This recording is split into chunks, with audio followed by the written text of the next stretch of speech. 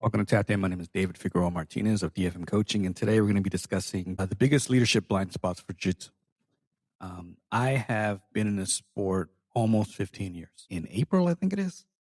So I've been around. I've been at several gyms training as like my home gym. I have visited countless gyms. I have done workshops at several gyms. I have visited for seminars. I have traveled and dropped in at different gyms just to get a feel for things and to keep training and to get a different vibe from somewhere else. I am a student of jiu-jitsu in a way that when I leave, I want to go see what it's like in a different place. I want to go see how it's like in Kentucky, how it's like in Florida, how it's like in Hawaii, different parts of my own city.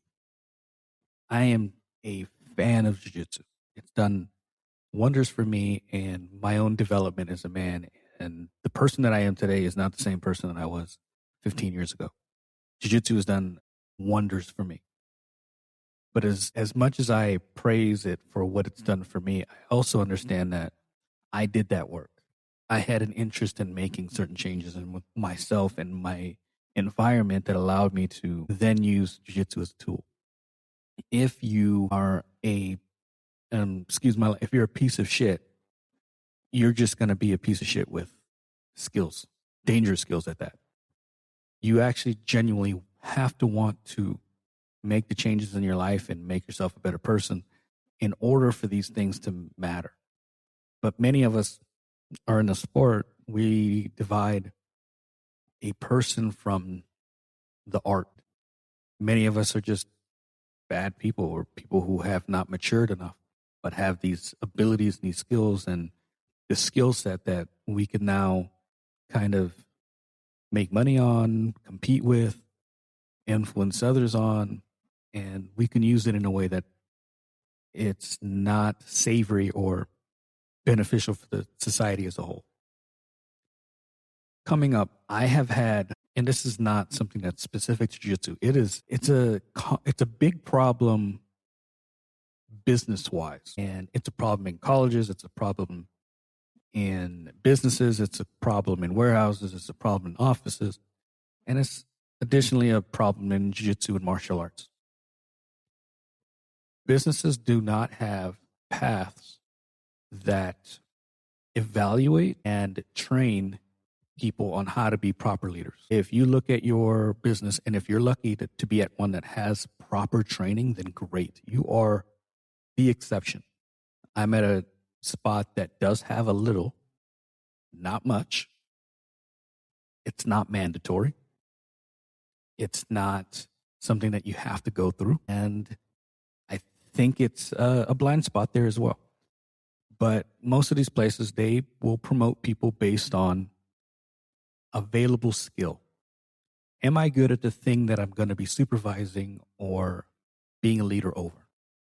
So if you're great at being a warehouse, if you're great at being a purchaser, if you're great at being a martial artist, if you're great at being an accountant, if you're great at any of these things, and you are reliant and they can look at you and you have a decent attitude and they think that you're good to work with and you have the skill set and experience for the job you're doing, then they will promote you.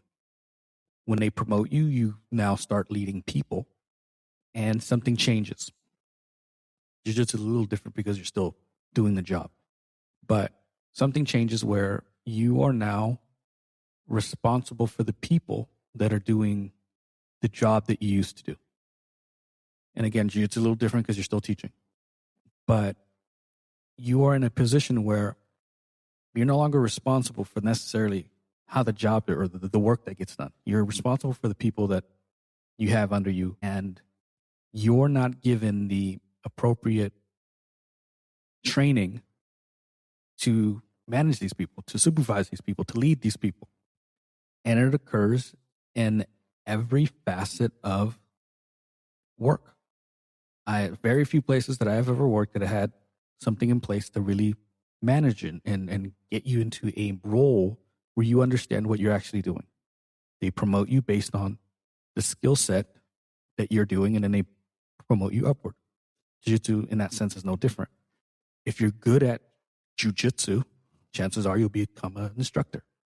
If you're good at an accountant job, you're going to be managing or supervising people who do that job. When the only place that I could hands down say, and it's not perfect, is the military. There's certain courses and leadership courses and classes you have to take before you're ultimately put into a certain position. And they understand that you're leading people into life and death situations. So you really need to know or grasp that responsibility better than any other job that we're ever going to do. I can't speak to police work. I've never been in it. But for the most part, that's the one job that I've ever had that kind of at least took it seriously. And again, not perfect because a lot of people get through who shouldn't be in these positions. But at least there's something in place. Speaking specific to jiu-jitsu, the scenarios that I've come across where they had training in place to be like push you into instructorhood didn't cover a lot. It covered maybe the course material, what you'll be teaching, but very few. And I don't remember one me personally going through that covered actual leadership, that covered how you're supposed to deal with things, that covered how you're supposed to talk to students, how you're supposed to talk to parents, how the business works. I have never gone through any of that. The one course that I went through at my old gym, it was all technique related. He just wanted you to understand the technique.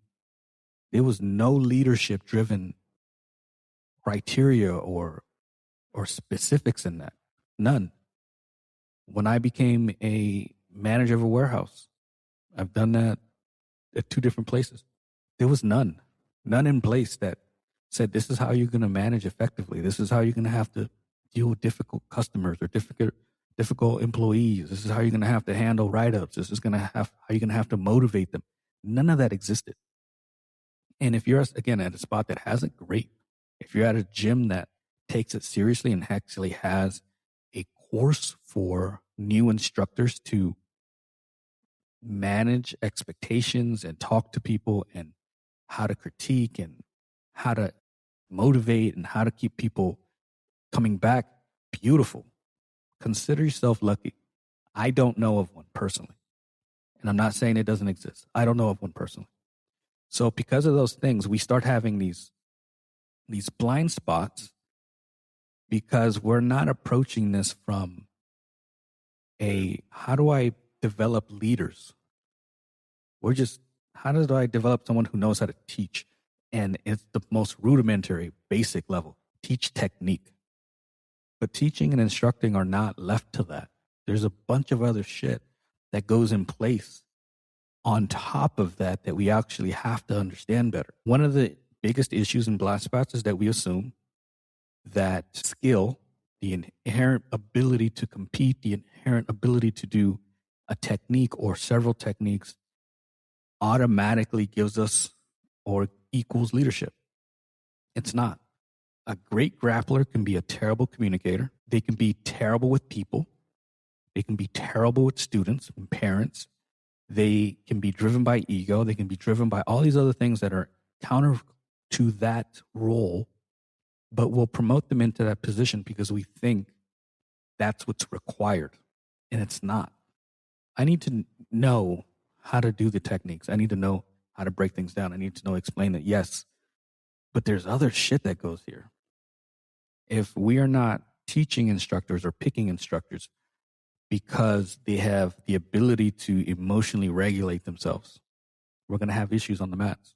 We're going to have issues where an instructor loses their shit or doesn't have the ability to really communicate with difficult situations, or maybe moments where you got that one student who just cannot get the technique. And sometimes you need to be a little more patient, break things down a little bit more. But if you don't know how to regulate your emotions and you get frustrated, it shows. You're going to say something that is wild and shouldn't have been said, and they're going to feel like shit, and that's going to spread. And people are going to think that's how you're supposed to be an instructor because they see you do it. You have to be able to clearly communicate thoughts, theories, approaches. Sometimes I have to get in there and what I think worked, I have to adjust because I might have a student who's brand new who doesn't understand it at all. And I was like, okay, so I just want you to put your foot here. Think of it this way. We're trying to scoop the hip. And then they start to get it and they start to understand it. And then sometimes they may only understand parts of it. And I have to just understand that's the maximum they're going to get at that one moment.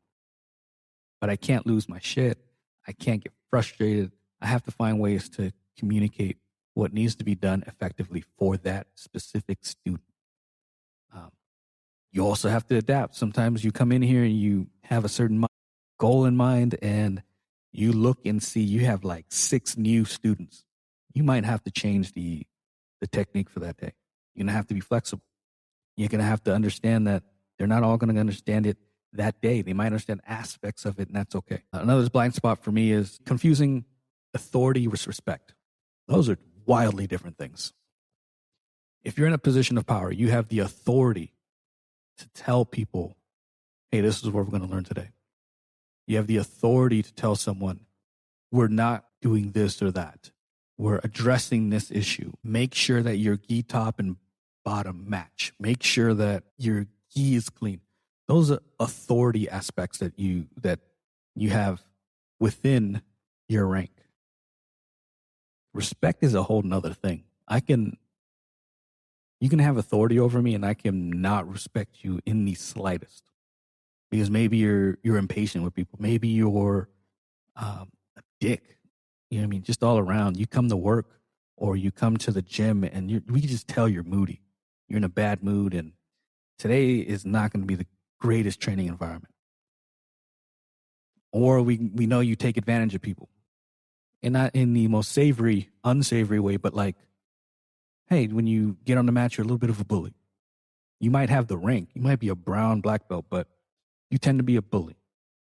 When you start losing, you start maybe picking fingers and pulling a certain way, or maybe you held a submission a little longer than you should have.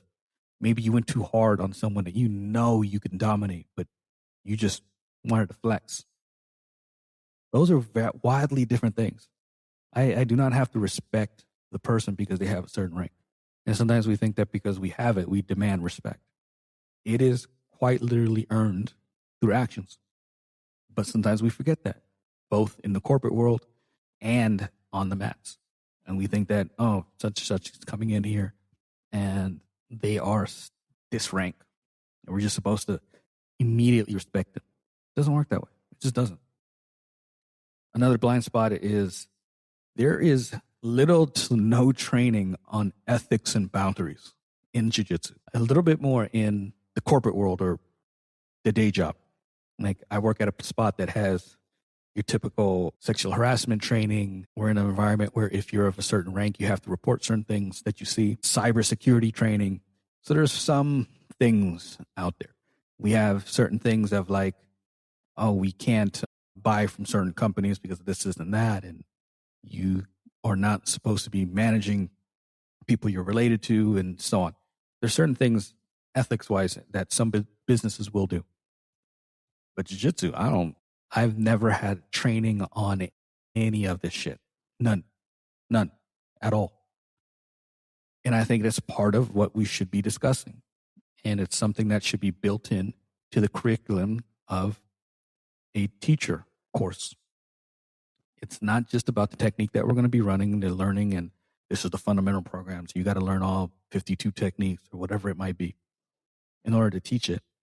But it should also be an ingrained technique or course, whether it's online or in person, where you discuss ethics and boundaries.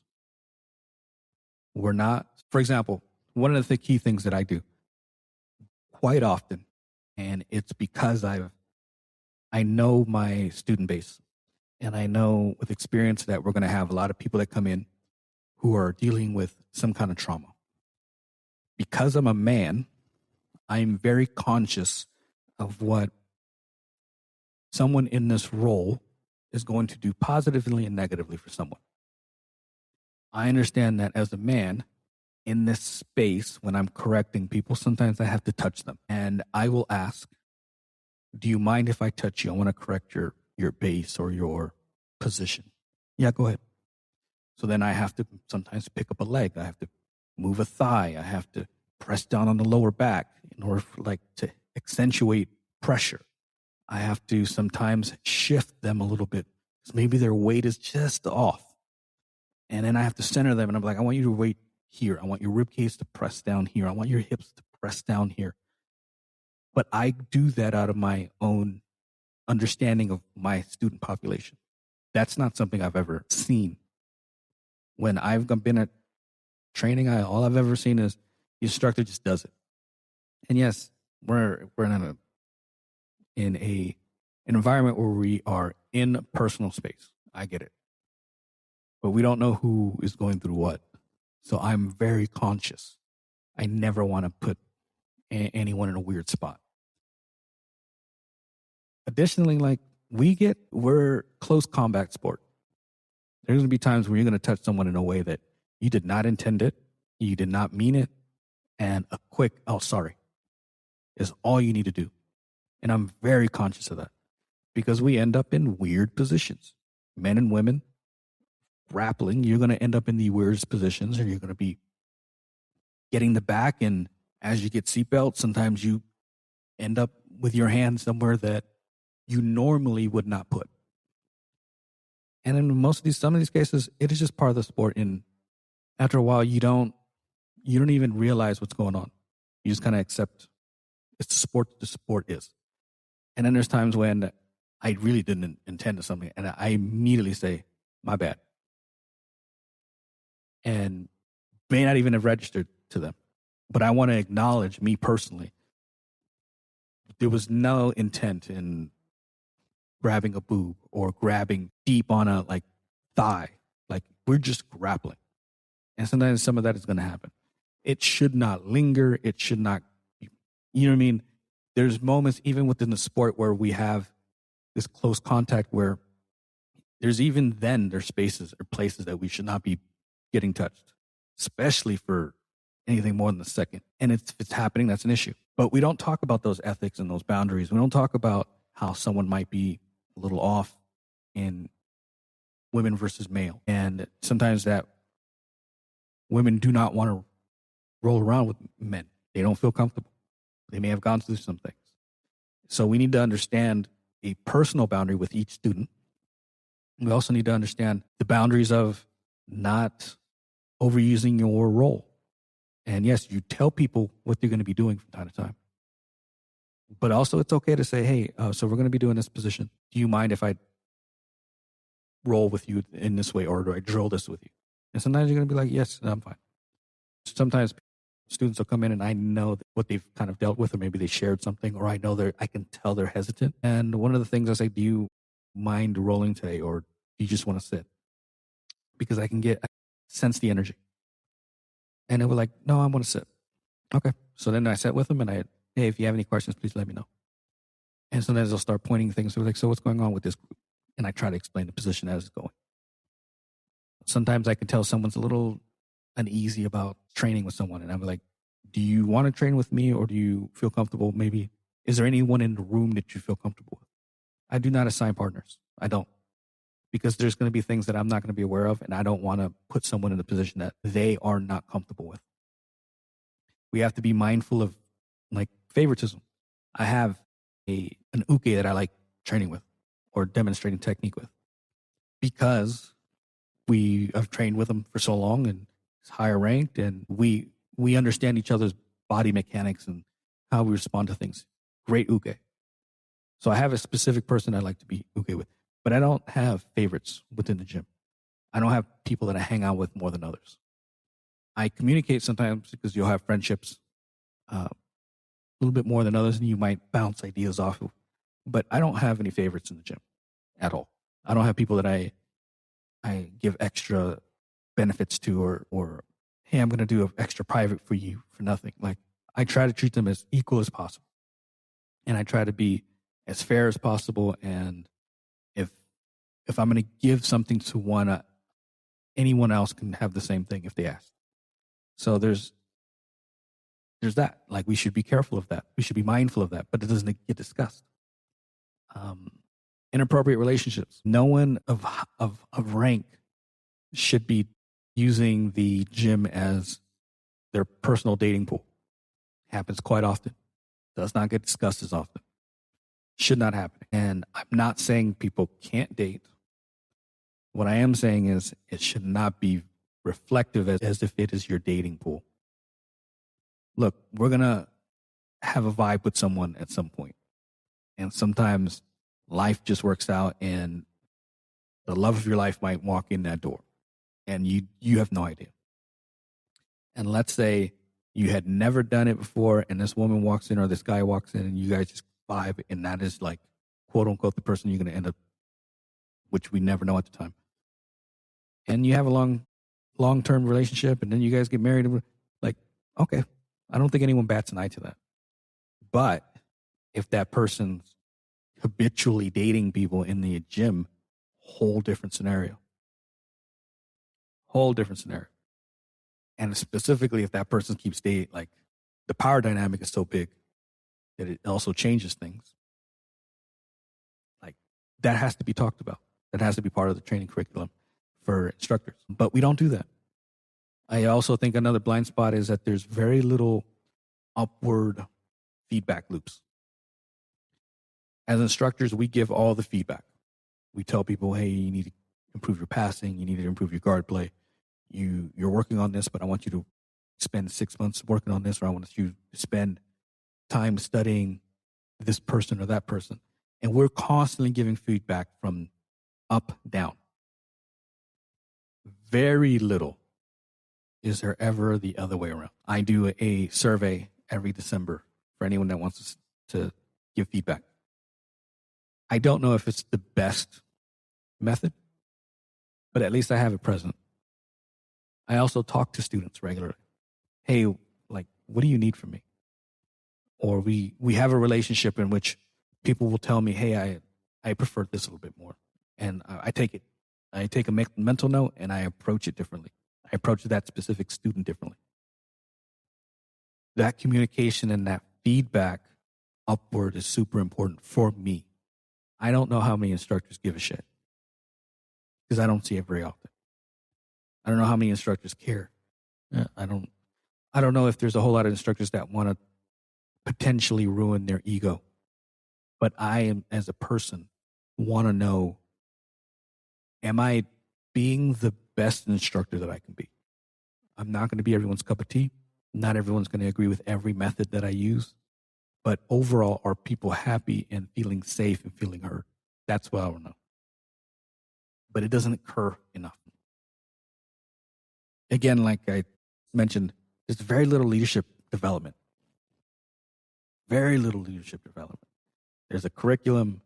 There's a belt criteria. There's a maybe competition prep. There is zero to little leadership standards, teaching mentorship, cultural expectations. Very little of that. And I think it'd be different if maybe you didn't have something official like a criteria or a curriculum, but maybe because you spoke about it a lot, that the students coming up and you reflected that a lot, that the student coming up knew by your actions how they were supposed to respond or deal things. Maybe that's a way to fix it. One way to go about it. I don't know. But my experience is that there is very little development in that realm, and there really needs to be. And it's something that I try to build upon. But it's possible I could be better about it. For the most part, there's too many gaps, too many blind spots for us. And as a community, we need to do better so that we don't have these stories of people being taken advantage by instructors. So we don't have these stories of women and children being victim to horrible experiences because we didn't know any better, or because the environment allowed something to happen because there was nothing in place that said this should not be happening. Jiu-Jitsu has this weird function where there's this hierarchy and we pay a lot of respect to each belt, the darker it gets. And when you're the gym owner and maybe you have a big name and you have a big audience, you don't want to go against that. You don't want to be the black sheep. You don't want to be the So then you just accept certain things. And so it's an ugly space, or it can be an ugly space. But we really, as a community and as gyms and cultures, we have to start tackling these blind spots so we can start weeding a lot of this out. There's no 100% way. Some of it's always going to be there, unfortunately, just like in any other field. But we have to create these spaces that at least are aware and have avenues for people to report things. And we have avenues to see where something's going wrong because we have environments that actually take care of one each other. So I'm hoping this helps. If you have any questions, feedback, please hit me up, dfm.2099 on Instagram and Threads. Until next time, thank you so much.